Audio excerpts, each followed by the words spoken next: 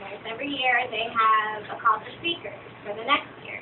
And so every year I go to that APPC conference and it's mostly dog trainers, but next year I'm submitting a proposal to give a couple talks about veterinarians and dog trainers and how they can work better together.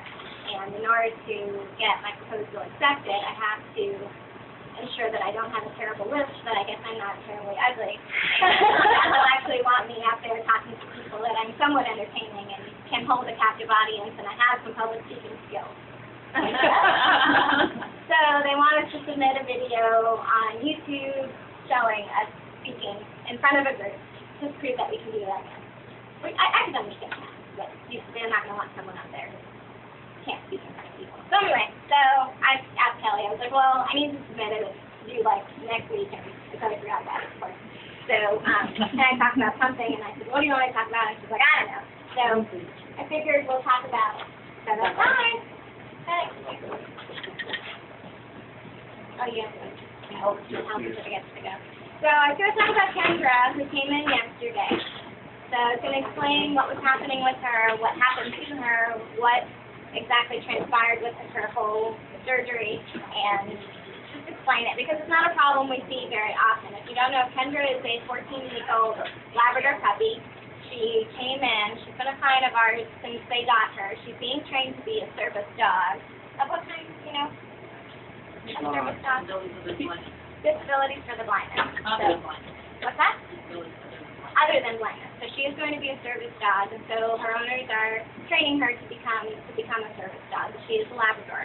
So she had become sick over the weekend. She'd been sick for about 6 days, mostly with a thin, watery diarrhea, but also with some vomiting. She was still eating, although not as with gusto as she usually does, and her energy level was okay, but she's also a lab, so she's not going to seem very sick even though she is sick. But Dr. Tate saw her yesterday.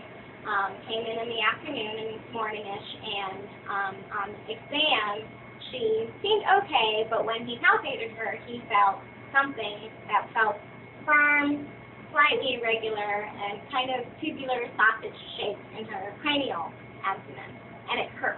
And that's the biggest thing, is that when you palpate these guys and you feel something like that and it hurts, it's either one of two things. It's either a foreign body or what she actually had, which is an intussusception. And what an intussusception is where the intestines telescope in upon themselves. So basically, here's my little picture. You have one loop of intestine, and it's basically all one continuous loop. But because things, in her case, probably because things were moving too fast, this section kind of got caught when this section starts moving forward. So it kind of like eats the second section and brings it up, and so it gets stuck up there. So to kind of give you an idea, it's kind of like if you have a tube sock, right?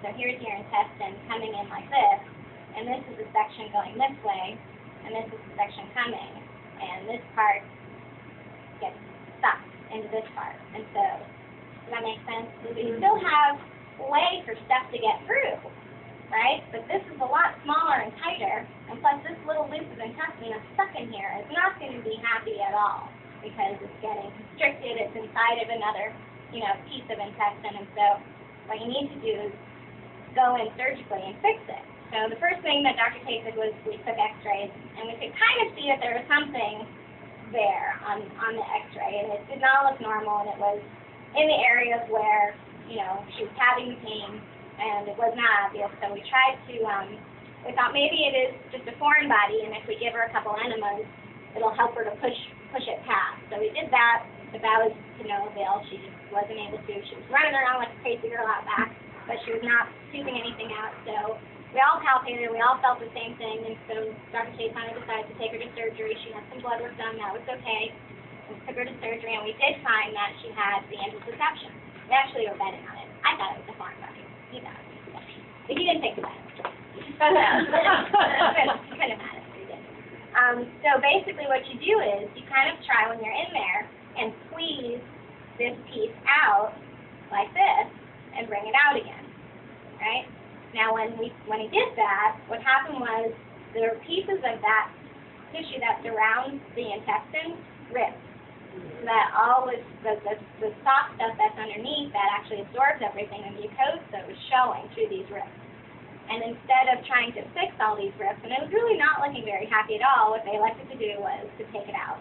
So they just took out a section of her intestine. It was probably about that big, right? Took it out and then did what they say, resection and anastomosis, where they just take a whole chunk out and then they piece the ends back together again and sew these shut. And then you also take some momentum, which is some of the fatty, fibrous tissue that's in the abdomen, and wrap it around to try and help it to seal up. So if you remember Ivory, the little kid who came in that was also very sick, we did the same thing with him in the colon, right? So that's a very similar kind of procedure. So the main things that we have to worry about now is whether that incision, that repair, is going to hold or is it going to be hit, because it is towards the end of her intestines in her, it's in her colon, or within that distal ileum. It's always a concern that it'll come apart and start leaking into her abdomen and she can get really sick. But so far, she's eating and she's drinking and she's seeming pretty happy. Is there any questions? Yes?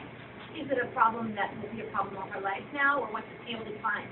That's a good question. We don't know exactly why she got the problem. It's a commoner problem in puppies as opposed to adult dogs, although it can happen in any dog.